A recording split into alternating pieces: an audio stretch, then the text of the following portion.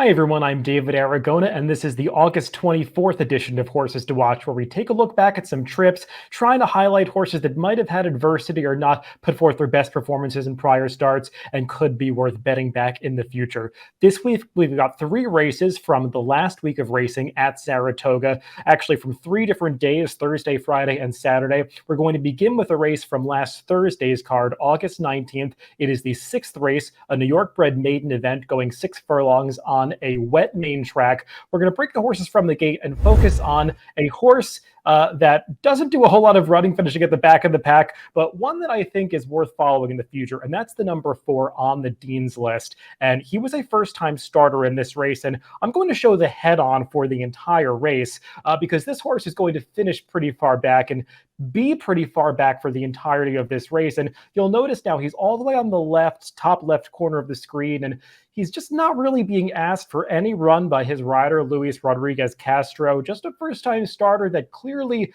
is being given a race, not being asked for a whole lot, just is getting that racetrack experience. And I will note for a New York bred maiden race, this was a pretty talented field in that the winner of this race is pretty good. That's the number 1, or number 2, I should say, Gold Panda, who's putting away Fenway on the lead right now. They were the two protagonists in this race. But as they come into the stretch, take a look at On the Dean's List, who is the last horse to make it into the lane right there, all the way at the top of your screen in those red silks. And you'll see, even at the top of the stretch, the rider's just not asking for a whole lot. He's just being allowed to gallop around there. But as they come by the 3/16 to the 8th pole here, he's going to shake the reins a little bit, and it's kind of hard to see on the head-on. He gives him a crack of the whip, but this horse is actually finishing on pretty well at the end of this race. And if you look at the Trackist numbers, he runs his final quarter in 24 and 2/5 seconds. And I'm not going to show the whole gallop out, but if you watch this horse on the gallop out, he's actually galloping up best of all past the wire, almost up to the winner of the race. Now, gallop outs sometimes don't mean a whole lot, but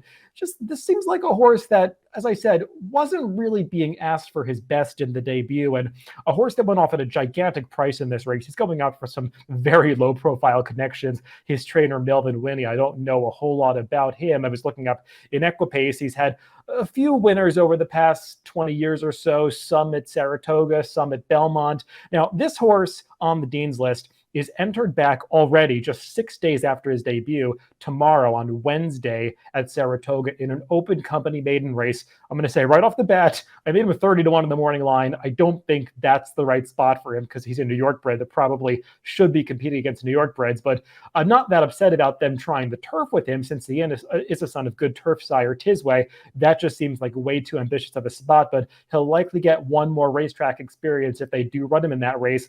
This, though, is a horse that I think you might want to take a look at if they run him back at Belmont Park in the fall, if they run him back in a New York bred maiden special weight, or drop him in for the $40,000 New York bred maiden claiming tag. He's just one that, based on that debut run and the way that he ran, I think has more ability than that result would indicate. So a horse that was a little sneaky first time out that may be one to watch in the future. Let's move on to a race from Friday's card. This is August 20th, race 6. It's an optional claiming 80,000.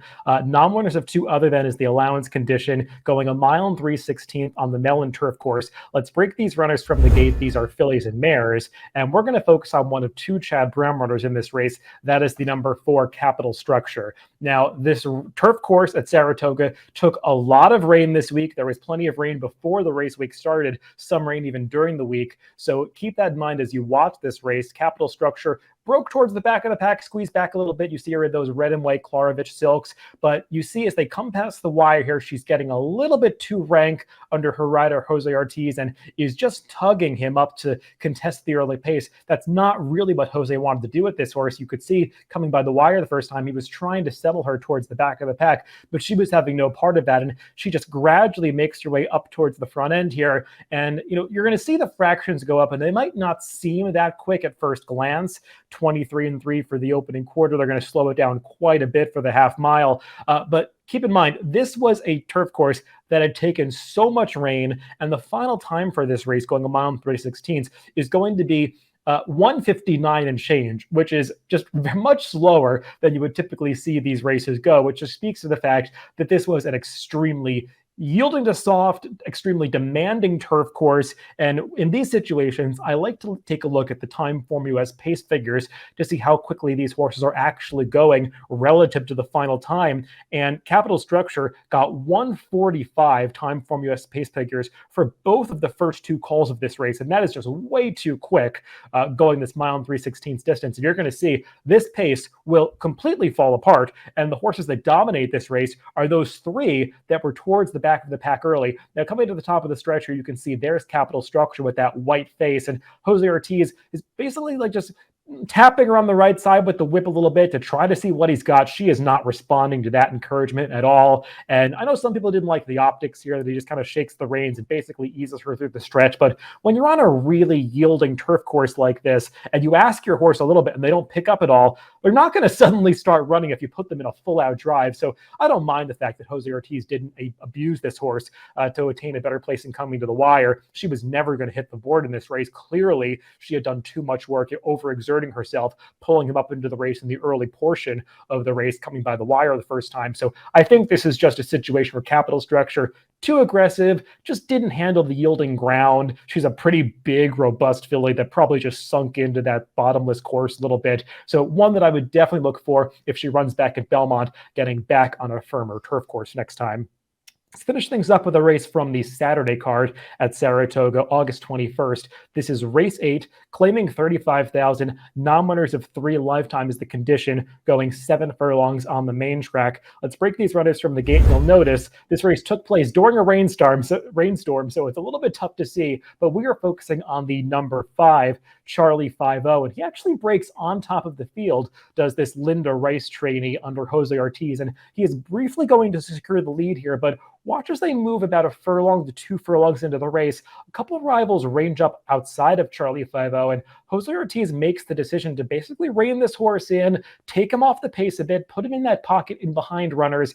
And while that might not seem like a disastrous decision at the time, it's going to turn out to be the wrong move. And you'll see that develop as they move down the backstretch and into the far turn, because the pace of this race is not terribly quick, and they're going to start to back up a little bit on the front end, and this entire field is going to come together and get really compact and tightly bunched as they move around the far turn. And Charlie 50 is just stuck in that pocket in behind those leaders, and those two that were setting the pace are actually going to back up in his face. One of them is a big long shot who had no chance, and you see Jose is following that horse into the race, and that's not the horse you want to be following. So he tries to angle him off the rail, off the 2-path right here, but he bumps into the horse to the outside, who's actually a eventual winner. He keeps Charlie 50 in. He tries to go between horses here. That hole closes up a little bit, but he's eventually able to bull his way through in between horses there. Just things didn't work out for this horse, who had broken so well, secured the lead, but he got stopped a couple times on the turn coming into the stretch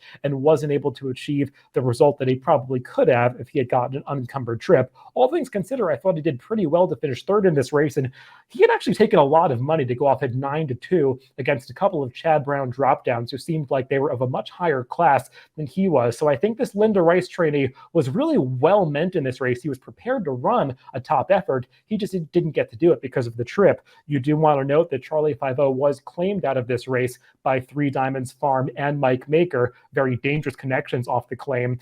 So he's one that we probably will see next time out at this level or a higher level, because I would imagine they claimed him with some bigger goals in mind. So he's definitely one that I think was on the upswing coming into this race and will do better next time out. Well, those are all the horses to watch to recap this week. Remember, if you want to follow these horses in the future, you can add them to your horse watch on DRF.com. Just put all these horses into a list and you'll get email notifications when they run back in the future. Thanks for tuning in this week, and make sure to catch future episodes of Horses to Watch on upcoming Wednesdays.